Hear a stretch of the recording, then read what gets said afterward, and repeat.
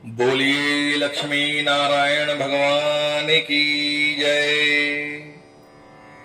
सज्जनों, आश्विन मास के कृष्ण पक्ष की एकादशी को इंदिरा एकादशी के नाम से जानते हैं। आइए आज हम इंदिरा एकादशी की कथा का श्रवण करें। बोलिए गजानंद भगवान की जय। श्री गणेशाय नमः। युधिष्ठिर जी कहते हैं, हे मधुसूदन, हे आनंद कंद भगवान श्री कृष्णचंद्र, आश्विन कृष्ण पक्ष की एकादशी का क्या नाम है, यह कृपा करके मुझसे कहिए। तब श्री कृष्णचंद्र जी बोले, हे राजन, आश्विन के कृष्ण पक्ष में इंदिरा नाम की एकादशी होती है। उसके व्रत के प्रभाव से बड़े बड़े पाप दूर हो जाया करते हैं। अधोगति को प्राप्त हुए पितरों को यह गति प्रदान करने वाली है। हे राजन, सावधान होकर के इस पापों को दूर करने वाली कथा को सुनो। इसके सुनने से वाजपेय यज्ञ का फल प्राप्त होता है। पहले सत्ययुग में शत्रुओं को दबाने वाला, उनका दमन करने वाला एक इंद्रसेन नाम का राजा राज्य करता था। वह माहिष्मतीपुरी में धर्म से प्रजा की रक्षा करता हुआ राज्य करता था। उसका बहुत यश सम्मान चारों ओर फैला हुआ था। वह माहिष्मती पुरी का राजा पुत्र, पौत्र और अन्न धन आदि से युक्त था और भगवान का परम भक्त था। वह राजा मुक्ति को देने वाले श्री गोविंद के नामों को जपता था और आध्यात्म विद्या के विचार में अपना संपूर्ण समय व्यतीत करता था। एक दिन राजा सुख के साथ सभा में बैठे थे।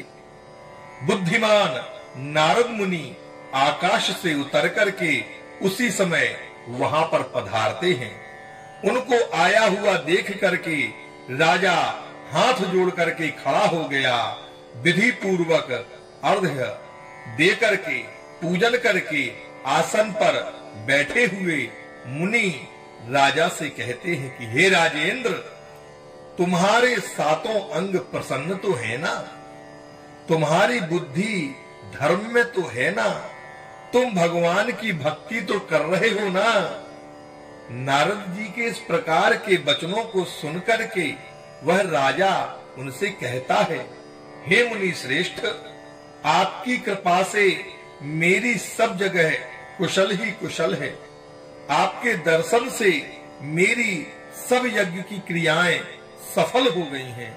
हे विप्रर्षे, आप कृपा करके अपने आने का कारण मुझसे कहिए। तब राजा के इस प्रकार के वचनों को सुनकर के नारद जी कहते हैं, हे राज शार्दूल, मेरे आश्चर्य युक्त वचनों को ध्यान पूर्वक सुनना। हे पुरुषोत्तम, मैं ब्रह्मलोक से यमलोक में गया। यमराज ने भक्ति पूर्वक मेरा पूजन सत्कार किया, सुंदर आसन प्रदान करके उस पर बैठाया। धर्मात्मा सत्यवादी यमराज ने मेरी बड़ी प्रशंसा की। कहते हैं नारद जी, बहुत पुण्य करने वाले तुम्हारे पिता व्रत में विघ्न पड़ने के कारण यमराज की सभा में ही रहते हैं। उनको मैंने वहां पर देखा है। हे जनेश्वर, हे राजन, उन्होंने अपना संदेशा तुम्हारे लिए भेजा है। उसको मैं तुमसे कहता हूं, सो तुम अपने पिता के संदेश को ध्यान से सुनो। उन्होंने कहा है कि इंद्रसेन नाम का माहिष्मती का राजा है, उससे कहना कि पूर्व जन्म के किसी विघ्न के कारण मैं यमराज के निकट ही रहता हूं।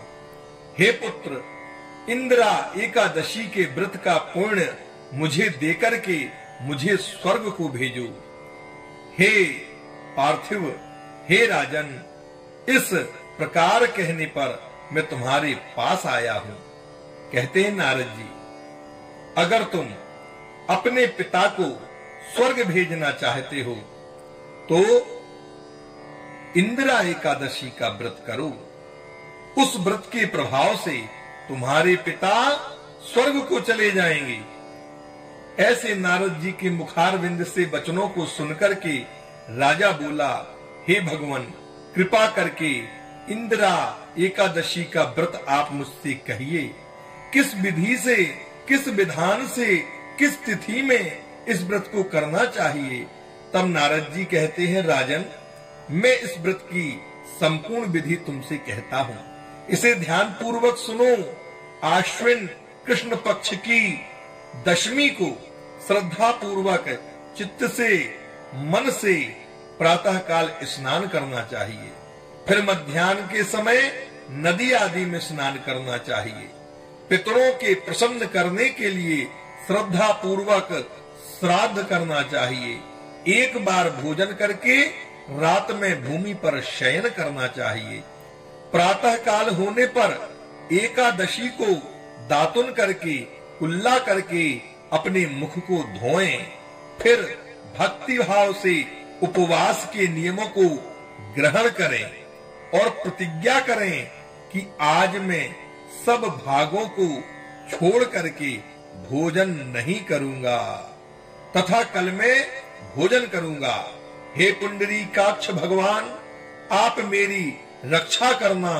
इस प्रकार नियम करके मध्याह्न के समय शालिग्राम भगवान की मूर्ति के सामने विधि पूर्वक श्राद्ध करके शुद्ध ब्राह्मणों का पूजन करके भोजन करावें। उनको द्रव्य, स्वर्ण, अन्न, दक्षिणा आदि प्रदान करें। पितरों के श्राद्ध करने से जो अन्न बचा है उसको सूंघ करके गौ को प्रदान कर दें। भगवान का गंध पुष्प आदि से पूजन करें। रात्रि में भगवान के समीप जागरण करें। द्वादशी को प्रातः काल भगवान का भक्ति भाव से पूजन करके ब्राह्मणों को भोजन करावे।